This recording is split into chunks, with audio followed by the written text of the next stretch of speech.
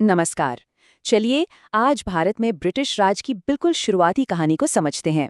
ये कहानी है एक ऐसी रूल बुक की जिसमें कुछ बहुत बड़ी खामियां थीं और फिर उस जरूरी अपडेट की जिसने उन खामियों को हमेशा के लिए ठीक कर दिया। ये वो वक्त था जब ईस्ट इंडिया कंपनी पर लगाम कसने की पहली बड़ी कोशिश हुई थी। तो इस कहानी को एक सवाल से शुरू करते हैं। सोचिए जरा, क्या होता है जब एक सरकार और उसी की सबसे बड़ी अदालत दोनों ही सत्ता के लिए आपस में भिड़ जाएं? ठीक यही टकराव 1773 के रेगुलेटिंग एक्ट के बाद हमें भारत में देखने को मिला। तो बात शुरू होती है ब्रिटिश संसद की पहली बड़ी कोशिश से। कोशिश ये थी कि जो ईस्ट इंडिया कंपनी अब बहुत ज्यादा शक्तिशाली और बेकाबू हो चुकी थी, उसे किसी तरह संभाला जाए। देखिए, हुआ ये कि 1757 में प्लासी और फिर 1764 में बक्सर की लड़ाई जीतने के बाद ईस्ट इंडिया कंपनी अब सिर्फ एक व्यापार करने वाली कंपनी नहीं रह गई थी। वो बंगाल, बिहार और उड़ीसा में एक बहुत बड़ी राजनीतिक ताकत, एक तरह से हुकूमत ही बन चुकी थी। लेकिन इस बेहिसाब ताकत के साथ एक बहुत बड़ी समस्या भी पैदा हुई। कंपनी के अंदर भयानक भ्रष्टाचार फैल चुका था और कंपनी खुद पैसों की तंगी से गुजर रही थी। आप समझे कि हालात इतने बिगड़ गए थे कि ब्रिटिश संसद को बीच में आना ही पड़ा। और इसी दखल का नतीजा था 1773 का रेगुलेटिंग एक्ट। ये ब्रिटिश संसद की तरफ से भारत में कंपनी के राजकाज को कंट्रोल करने का पहला औपचारिक कदम था। कुछ लोग तो इसे भारत का पहला लिखा हुआ संविधान भी मानते हैं। इस नए एक्ट ने एक नया ढांचा खड़ा किया। बंगाल के गवर्नर को अब गवर्नर जनरल कहा जाने लगा और पहले गवर्नर जनरल बने वॉरेन हेस्टिंग्स। उनकी मदद के लिए 4 लोगों की एक काउंसिल बनाई गई। फिर 1774 में कलकत्ता में एक सुप्रीम कोर्ट भी बना।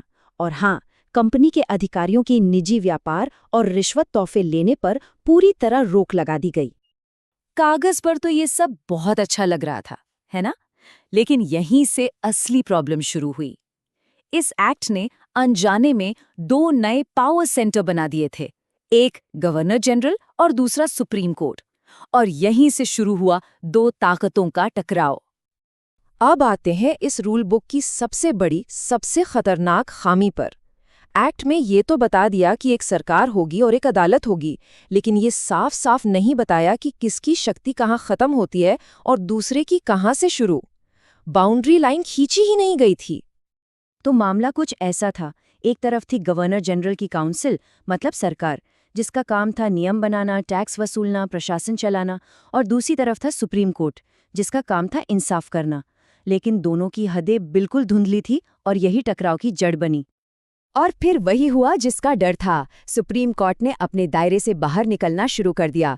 वो कंपनी के टैक्स अधिकारियों के काम में, भारतीय जमींदारों के मामलों में, और हद तो तब हो गई जब वो सीधे सीधे गवर्नर जनरल की काउंसिल के काम में भी दखल देने लगा। और इसका नतीजा क्या हुआ? नतीजा था पूरी तरह से कन्फ्यूजन। प्रशासन और टैक्स वसूली का सारा काम ठप पड़ गया। आप कह सकते हैं कि पूरा सिस्टम ही जाम हो गया था।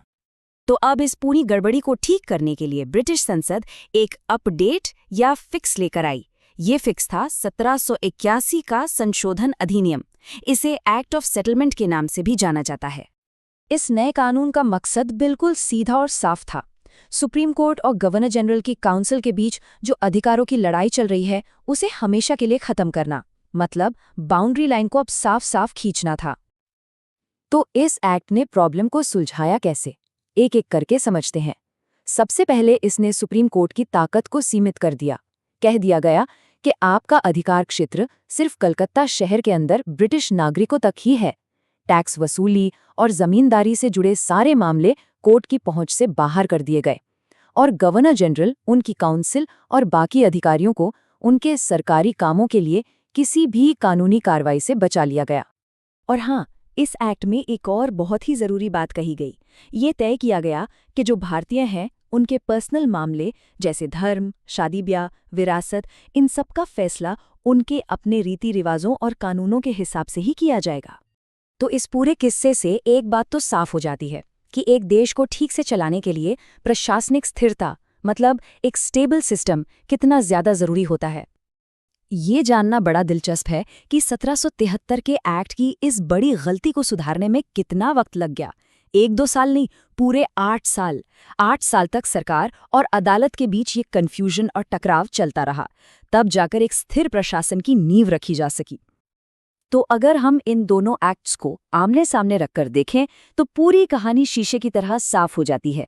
1773 के एक्ट का मकसद था कंपनी पर कंट्रोल करना, लेकिन उसका नतीजा निकला सत्ता का संघर्ष। वहीं 1781 के एक्ट का मकसद था शक्तियों को साफ करना, और उसने उस संघर्ष को सुलझाकर प्रशासन को स्थिर कर दिया। तो सबसे ज़रूरी बात जो हमें समझनी है वो ये है कि 1773 के एक्ट ने जो सिस्टम बनाया था उसे असल में काम करने लायक 1781 के एक्ट ने ही बनाया। पहला एक्ट एक ढांचा था तो दूसरा उसमें जान फूंकने जैसा था। और आखिर में एक सवाल जिस पर सोचना ज़रूरी है, प्रशासन और न्याय के बीच ये जो नया और स्थिर बैलेंस बना, आखिर इसने भारत के आने वाले भविष्य के लिए क्या मायने रखे होंगे।